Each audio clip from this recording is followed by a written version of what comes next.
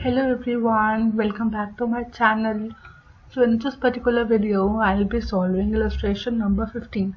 Okay, so without any further ado, let's start with the very first question of this particular video. Illustration number 15. Current ratio of a company is 2:1. State, giving reasons, which of the following will improve, reduce और not change the ratio. हमने last video में ऐसे एक question करा था जिसके अंदर भी सेम ऑलमोस्ट सेम भी डेटा अवेलेबल था.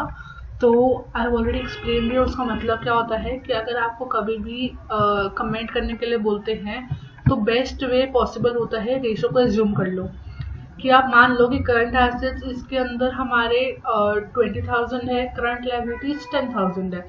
अब मैंने ऐसा क्यों माना है क्योंकि हमें दे रखा है करंट रेशियो 2:1 है. ठीक है, अगर आपको मतलब कि कुछ भी और ले सकते हो, 2 लाख इज टू 1 लाख ले लो, कुछ भी लाइक अपनी मर्जी होती है वो. ठीक है, तो आप वो ले सकते हो. तो मैंने ले लिया इस क्वेश्चन के अंदर कि मेरे करंट एसेट्स 1 लाख के हैं और करंट लायबिलिटी 50,000 रुपीज की है. ठीक है, अब देखो समझ में आ गया इतना. I hope this is clear to all of you. अब जो हमारा फर्स्ट पार्ट है उसमें क्या बोला है, रिडेम्पशन ऑफ डिबेंचर्स. अब देखो रिडेम्पशन ऑफ डिबेंचर्स आपको पहले पता होना चाहिए मतलब क्या होता है इसका. जब भी हमें पैसे चाहिए होते हैं तो हम कुछ इंस्ट्रूमेंट से पैसा रेज करते हैं कंपनी के अंदर. That can be equity, preference और डिबेंचर्स. अगर आपने डिबेंचर से पैसा लिया है तो कुछ इनकी लिमिट होती है कि 20 ईयर्स, 30 ईयर्स मैक्सिमम. इसके बाद आपको इसको रीपे करना होता है.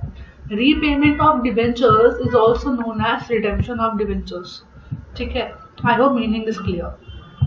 अब देखो अब क्या होगा जब आपने जैसे फॉर एग्जांपल जिस साल के अंदर डिबेंचर्स आपको रीपे करने हैं तो उस साल के लिए वो क्या हो जाएगी, करंट लायबिलिटी हो जाएगी, क्योंकि विद इन 1 ईयर आपको आप डिबेंचर्स को रीपे करना है तो उस पर्टिकुलर साल के लिए वो आपकी हो जाएगी करंट लायबिलिटी.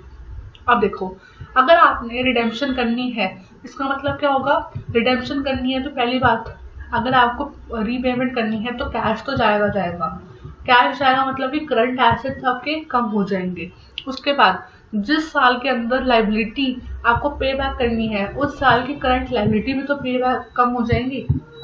ठीक है, तो देखो मैंने मान लिया कि रिडेम्पशन और डिबेंचर आपके होने हैं 10,000 रुपीज की, तो करंट रेशियो पे क्या इम्पैक्ट पड़ेगा, 10,000 से माइनस हो जाएंगे करंट एसेट और 10,000 से ही माइनस हो जाएगी करंट लायबिलिटी भी. रेशियो हमारी पहले कितनी थी, पहले हमारी रेशियो थी 2:1 और इसके बाद क्या होगी 2.25:1, मतलब कि रेशियो क्या हो गई, इम्प्रूव्ड. ओके, नेक्स्ट पार्ट देखो, purchase of goods against cheque. Cheque भी क्या होता है, एक टाइप का करंट एसेट भी होता है हमारा. तो क्या होगा अगर आपने गुड्स परचेज करे हैं तो गुड्स तो बिजनेस में आ जाएंगे, बिजनेस का ना इन्वेंट्रीज तो आ जाएंगी. At the same time cheque minus हो जाएगा. चेक क्या है, एक तरह का पेमेंट करने का आपका सोर्स है.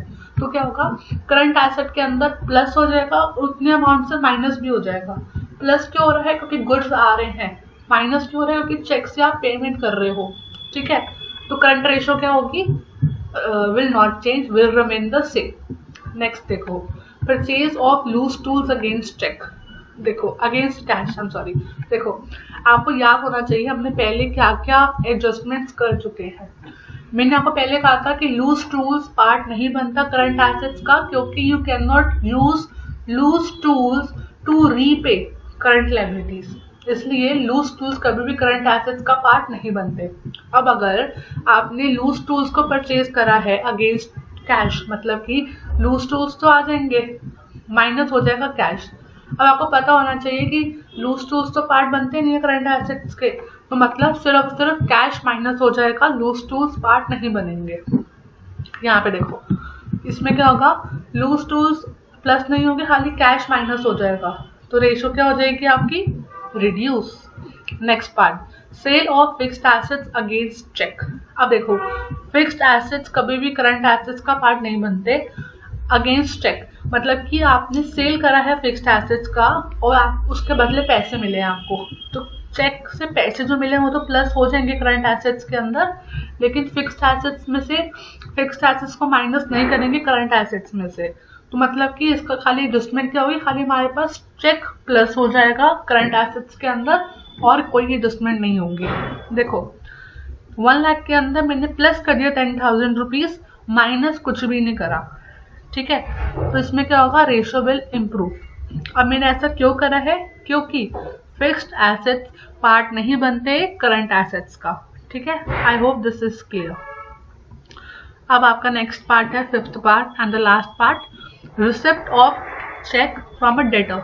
डेटर क्या होते हैं, करंट एसेट्स होते हैं, विद इन 1 ईयर हमें उसकी पेमेंट मिल जाती है। अगर आपको चेक मिला है डेटर से तो क्या होगा, प्लस कर दोगे आप कैश, माइनस कर दोगे डेटर, नेट इफेक्ट क्या हो जाएगा, नलिफाई। 1 लाख के अंदर मैंने प्लस कर दिया 10,000 रुपीज, माइनस कर दिया 10,000 रुपीज, और नेट इफेक्ट क्या आ गया, सेम 2:1। तो रेशियो डज नॉट चेंज, ठीक है। I hope this is clear. कोई डाउट होगा तो do let me know, I try to resolve that, and thank you for watching the video. See you in the next video. Bye.